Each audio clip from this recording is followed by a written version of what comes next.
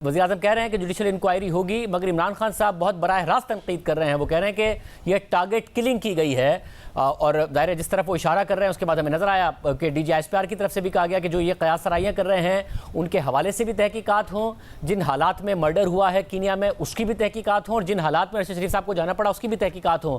तो ये मामला भी कहीं ना कहीं बराह रास्त है। आप लोग कैसे यकीनी बनाएंगे? आप खुद वज़ीर आज़म रहे हैं, दूसरे मुल्क में मर्डर हुआ है, क्योंकि पाकिस्तान के अंदर भी जो मर्डर हुए जुडिशल कमीशन तो उनकी तहकीकात नहीं कर सके, फिर जो हमला हुआ हामिद मीर साहब पर उसकी का आज तक नहीं पता चल सका, सलीम शहजाद साहब का नहीं पता चल सका। तो ये यकीनी बनाएंगे या सिर्फ ऐलानात हैं?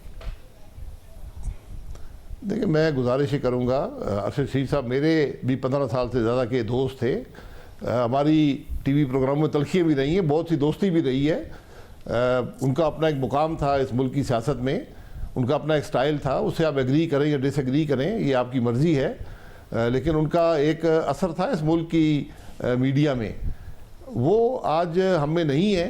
एक बड़े अफसोसनाक वाक़े में वो शहीद हुए, तो अब इस पर सियासत करने की ज़रूरत नहीं है। मुझे अफसोस सिर्फ इस बात का है कि आज अपने सियासी मकासद के लिए इमरान खान साहब जैसे लोग जो हैं वो इस मामले पर भी इस्तेमाल करने से गुरेज नहीं करते कि ये टारगेट किलिंग हो गई, फलाना हो गया। वो सवाल उठा रहे हैं। ये नहीं, सवाल तो कोई भी उठा सकता है ना। आप जिम्मेदार आदमी हैं, आपके पास कोई नॉलेज है कि ये टारगेट किलिंग हुई है? उन्होंने कहा कि अरशद शरीफ को खतरा था, रिटन स्टेटमेंट दिया है। अरशद शरीफ को खतरा था, उसने मुझे भी बताया था, मैंने अरशद शरीफ को बाहर जाने को कहा था, उनके पास कोई वीज़ा नहीं था, हुकूमत चाहती थी वो दुबई से भी वापस आ जाए, जब वीज़ा एक्सपायर हो रहा था उन्हें कीनिया जाना पड़ा। वो तो बाकायदा तौर पर बता रहे हैं कि उन्होंने ही कहा था उनको, एक दफ़ा कहा फिर दूसरी दफ़ा भी कहा, क्योंकि अरशद शरीफ को बाकायदा तौर पर हिरासत किया जा रहा था और उनको जो खतरा था वो उन्होंने इमरान खान साहब को भी बताया था और खान साहब के अपने नॉलेज में भी था। वो कह रहे हैं कि कोई खैबर पख्तूनख्वा से संभव उनको बताई गई थी ये बात कि अरशद शरीफ को खतरा है जान को। देखिए, अरशद शरीफ साहब अगर इस मुल्क से गए हैं, इमरान खान साहब को उन्होंने बताया है कि उन्हें ख़तरा है, तो इमरान खान साहब पहले बात कर लेते। इमरान खान साहब के पास इस मुल्क के 2 बड़े सूबों की हुकूमत है, क्या वो उनको तहफ़्फ़ुज़ नहीं दे सकते थे? अगर वो किनिया गए हैं, अरशद शरीफ साहब कैसे गए हैं, क्यों गए हैं, ये तो उनकी फैमिली बता सकती है, उनके दोस्त बता सकते हैं। वहाँ पर एक वाक़या हुआ, एक हादसा हुआ, बड़ा अलमनाक हादसा है।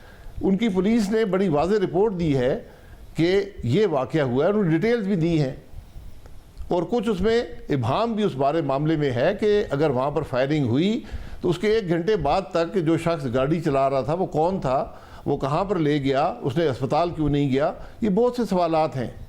तो इसका ये कह देना कि टारगेट किलिंग हुई है, तो ज़रा ये वजाहत कर दें किसने टारगेट किलिंग की है, दूसरे मुल्क में की है। उनका मुल्क तो कह रहा है हमारी पुलिस ने गोली मारी है।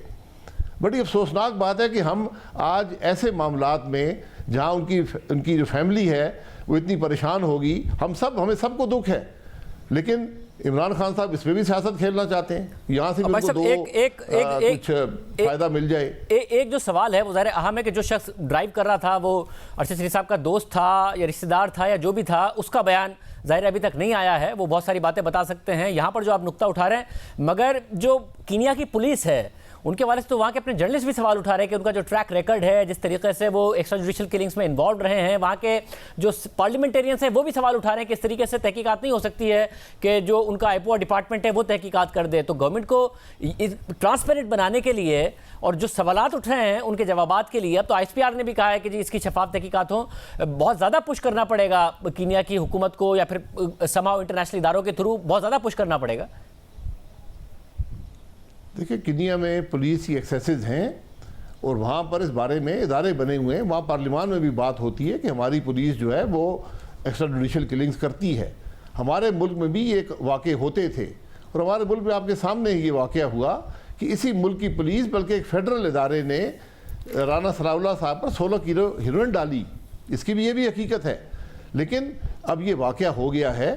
अब जो हमारी ये डिप्लोमेटिक जो हमारी फॉरेन ऑफिस है वो टेक अप कर रही है वहाँ की कीनिया की गवर्नमेंट से, और हमारी ज़िम्मेदारी है कि एक पाकिस्तानी शहरी के साथ ये बड़ा अलमनाक हादसा हुआ है तो इसकी तहकीकात करें। अच्छा, वो दुरुस्त है, मगर सर आपने जो राणा सनाउल्लाह साहब की मिसाल दे रहे हैं तो उसमें तो एक पॉलिटिकल मोटिव, ऑब्जेक्टिव नजर आता है ना कि राणा सनाउल्लाह साहब के साथ जो किया गया एंटी नारकोटिक्स फोर्स ने, वो क्यों किया? जो मेजर जनरल साहब थे जो प्रेशर करते थे शहरियार आफरीदी साहब के साथ बैठकर, जिनका आज तक एहतसाब नहीं हुआ है या कम से कम अवाम को नहीं पता चला है, वो क्यों किया? इसमें क्या मोटिव हो सकता है कीनिया की पुलिस का जो अरशद शरीफ साहब के खिलाफ वो कार्रवाई करेगी? नहीं, मैंने बताया ना कि हमारे भी ये सारी जो हुकूमतें होती हैं, इमरान खान साहब की हुकूमत थी, उनकी हुकूमत के दौर में मुल्क की ANF ने इस मुल्क के एक सीनियर पार्लियामेंटेरियन पर हीरोइन डाली। ये एक्सेसेस हैं, ये इदारों के एक्सेसेस हैं। वहाँ भी जो पार्लियामान के मेंबरान हैं वो कह रहे हैं कि हमारी पुलिस भी एक्सेसेस करती है, एक्स्ट्रा जुडिशल किलिंग्स करती है, इसलिए वो भी ये चाहते हैं कि इस वाक़े की तहकीकात हो। हमारी हुकूमत भी यही चाहती है, बल्कि प्राइम मिनिस्टर साहब ने कमीशन मुकर्रर किया है, वो भी इस हक़ाइक़ को देखेगा और मुझे पूरा यकीन है कि हमारा फॉरेन ऑफिस जो है वो कीनियन अथॉरिटीज़ के साथ मिलकर इस वाक़े की तह तक पहुँचेगा कि हक़ाइक़ तो सामने आए कि ये हुआ क्या। और भाई साहब, आपकी हुकूमत में ये हो रहा हो कि ज़ाहिर है जो मल्टीपल FIRs होती हैं, मुख्तलिफ शहरों में FIRs हो रही हैं जर्नलिस्ट के अगेंस्ट, मुल्क में कवानीन मौजूद हैं कि अगर किसी ने कानून तोड़ा है तो उसे प्रोसिक्यूट किया जा सकता है। ये भी तो सवाल उठेगा ना, जो कि ISPR भी उठा रहा है कि किन हालात में उनको भागना पड़ा। अब ज़ाहिर है जो सवालात उठ रहे हैं वो इदारों के किरदार पर भी खुद उठ रहे हैं कि किन हालात में भागना पड़ा। क्या आपकी हुकूमत की जिम्मेदारी थी जिसकी वजह से उन्हें हुकूमत से भागना पड़ा, या किसी और की जिम्मेदारी थी जिसकी वजह से उन्हें भागना पड़ा? जी, यही जो कमीशन बनाया है वज़ीर आज़म साहब ने, जो एक जुडिशल कमीशन की बात वो कर रहे हैं, वो इस बात की तह तक पहुँचेगा कि अगर अरशद शरीफ साहब मुल्क छोड़कर किसी थ्रेट के ज़रिए गए हैं, किसी थ्रेट की वजह से गए हैं, तो कौन थ्रेट करने वाला था, ये सब हक़ाइक़ सामने आने चाहिए। ये मुमकिन नहीं है कि एक जमहूरी मुल्क में इस किस्म के वाक़यात हों।